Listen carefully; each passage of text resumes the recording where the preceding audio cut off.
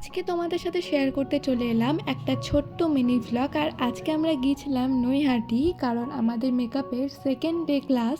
তো দেখো, আজকে আমাদের সবাইকে দিয়েছিল প্রোডাক্ট, মানে আমরা আগের দিনই পেমেন্ট করেছিলাম, তো আজকে আমরা প্রোডাক্টগুলো হাতে পেলাম।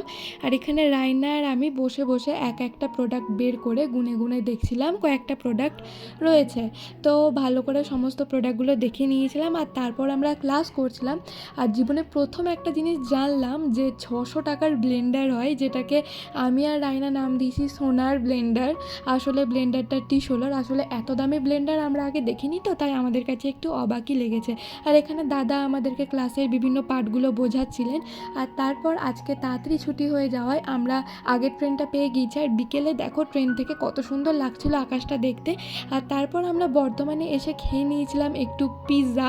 তো দেখা হবে তোমাদের সাথে আবার মিনি ব্লগে। তো টাটা।